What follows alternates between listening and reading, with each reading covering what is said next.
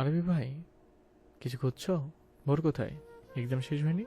আভারি চমকে চায় তার দিকে। সে ভোরের জন্য দাঁড়িয়েছিল বটতলায়। বাচ্চাদের বেরোতে দেখে সে ক্লাসরুমের দিকে আসে। ভোরও বের হবে এখন, কিন্তু এসে আর ভোরকে পায়নি। রুমের ভেতরেও গিয়েছিল, ক্লাস টিচার বা কেউ ছিল না।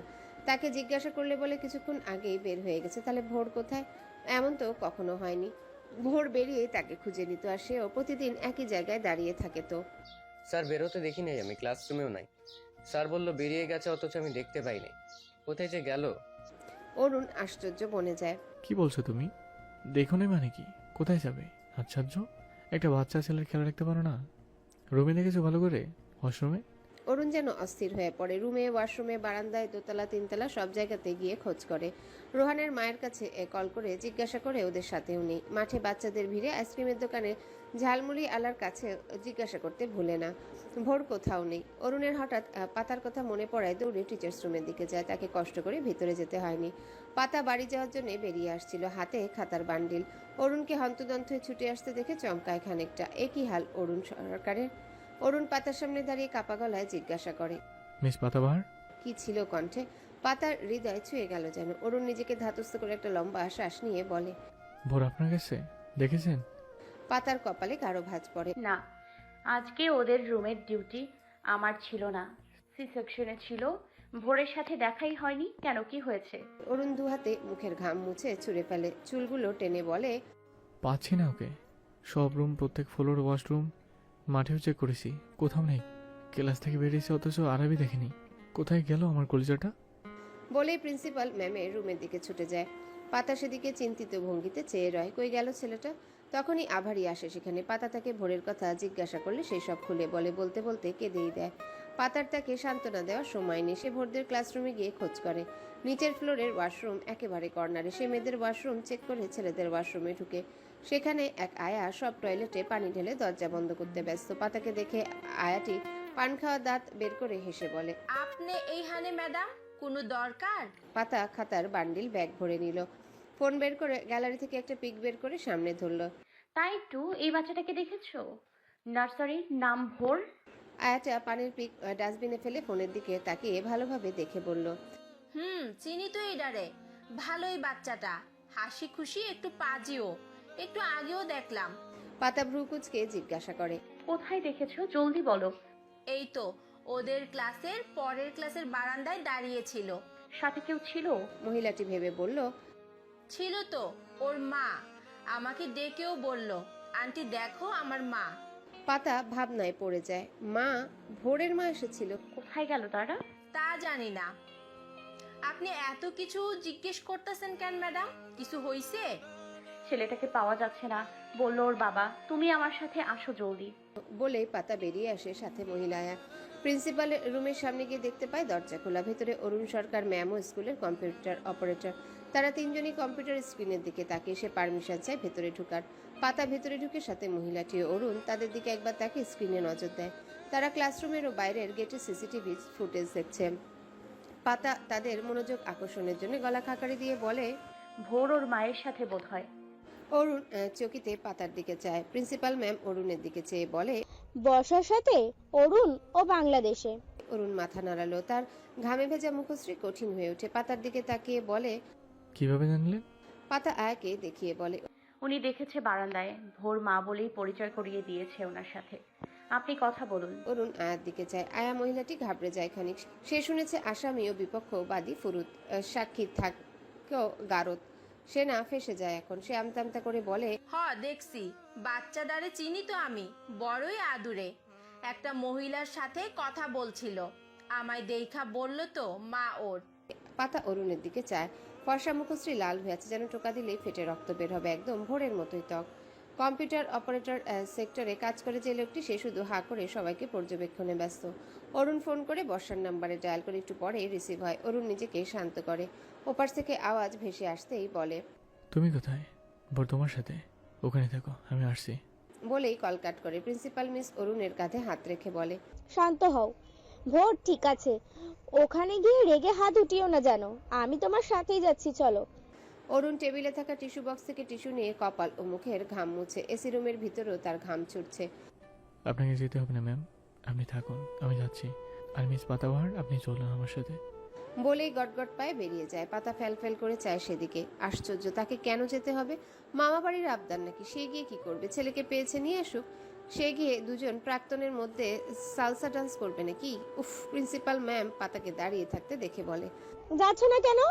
ও পাতা, আর শোন, অরুণের মাথা এমনিতেই গরম, ওর আবার হাত বেশি চলে, ভোরকে যেন না মারে, আর বর্ষাকে মারলে মারুক, আই ডোন্ট কেয়ার। পাতা নাখোশ মনে যায় অরুণের পিছু। এদের বাপ ছেলের চক্করে সে না চাটনি হয়ে যায়। আইসক্রিম ছোট বড় প্রায় সকলেই পছন্দ করে। আইসক্রিম পছন্দ না এমন মানুষ কমই আছে। বাচ্চাদের আইসক্রিম সবচেয়ে পছন্দনীয় খাবার, যতই দাও না নেই এক্ষেত্রে। ভোরেরও আইসক্রিম বেশ পছন্দ, তাই তো বর্ষা ভোরকে নিয়ে একটা আইসক্রিম পার্লারে এসেছে। এটা স্কুল থেকে একেবারে কাছে, অপরাহ্নের দিকে হওয়ায় ভিড় তেমন নেই। হাতে গোনা কয়েকজন, তার অধিকাংশই বাচ্চারা আর তাদের গার্জিয়ান।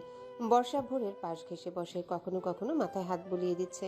ভোর আইসক্রিম মুখে পুরে তার দিকে তাকিয়ে মিষ্টি করে হেসে দিচ্ছে আর এটা ওটা জিজ্ঞাসা করছে। তার মায়ের সাথে বসে আইসক্রিম খেতে খুব ভালো লাগছে।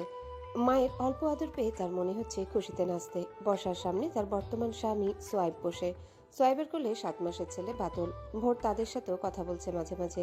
সোয়াইবের কোলে ছোট বাচ্চাটার দিকে কুটুর কুটুর তাকিয়েও থাকে। সোয়াইব সেটা লক্ষ্য করে বলে, বরুণ কি দেখছো অমন করে কোলো নেবে? ভোর মিষ্টি এসে মাথা নাড়ল। না না, অত এইটুকু আমি নিলে পড়ে যাবে। আঙ্কেলের নাম কি?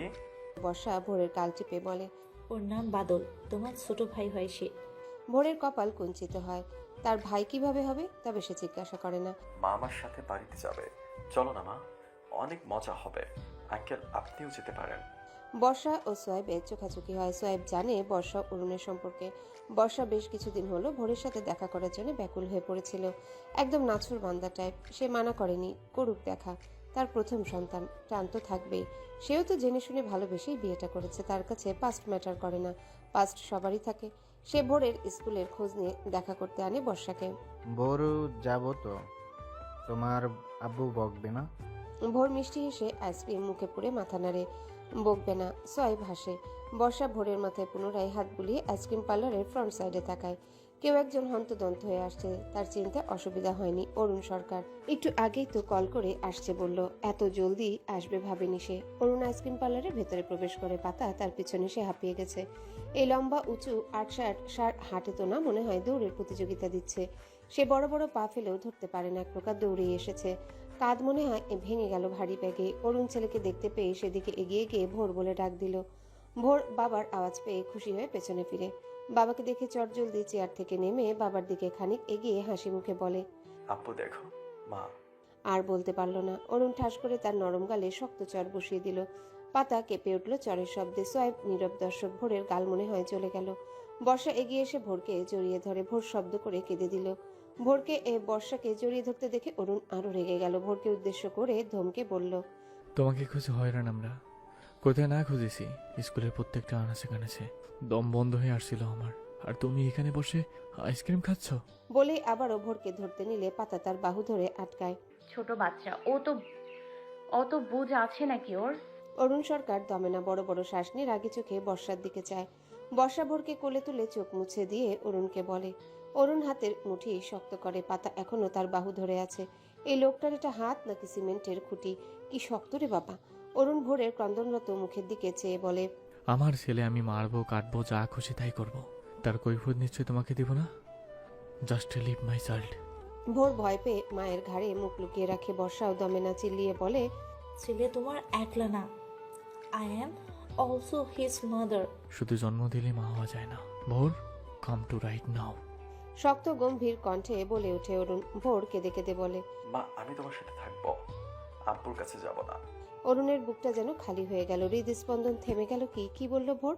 বর্ষার ছেলেকে জড়িয়ে অরুণকে বলল, অরুণ তুমি বসো, রাগারাগি করো না, আমরা বসে কথা বলি কেমন? ছেলেটা ভয় পাচ্ছে তোমাকে। অরুণ পাতার দিকে চায়। পাতা কি বলবে? পাতা ইশারা করে শান্ত হয়ে বসতে। অরুণ শান্ত হয় না। ঘাড় ফিরাতেই টেবিলের ওপাশে দাঁড়িয়ে থাকা সোয়াইবের দিকে নজর যায়, যার কোলে একটা বাচ্চা। অরুণের ভ্রুযুগল কুঁচকে যায়। এই মালটা আবার কে? অরুণের মনে উদয় হওয়া প্রশ্নে জবাব দেওয়ার জন্য সোয়াইব এগিয়ে আসে। আমি সোয়াইব, বর্ষার হাজবেন্ড, আর এটা আমাদের ছেলে বাদল। আপনি বসুন। আপনার রেগে যাওয়ার অর্থাৎ কারণ আছে। আমাদের ইনফর্ম করে ভোরকে আনা জানার দরকার ছিল। We are sorry. And who is she? পাতাকে ইশারা করে বলে সোয়েব। অরুণ পাতার হাত থেকে নিজের বাহু ছাড়িয়ে নেয়। একবার বর্ষার দিকে তাকায়, সোয়েবের গালে ঠাস করে থাপ্পড় বসিয়ে বলে, আপনার স্ত্রীকে বলবেন আমার বাচ্চা থেকে দূরে থাকতে, এতেই তার মঙ্গল। বলেই ভোরের দিকে তাকিয়ে পাতার উদ্দেশ্যে বলে, মিস পাতাবাহার, ভোরকে নিয়ে আসুন জলদি, আমি বাইরে ওয়েট করছি, ফার্স্ট। বলেই পা বাড়ায়। সোয়েব আহাম্মক হয়ে দাঁড়িয়ে তাকে মারল কেন? ছোট বাচ্চা বাদল পিটপিট করে চেয়ে হেসে দিল। বর্ষার রাগ তরতর করে বেড়ে গেল। সে চিল্লিয়ে বলল,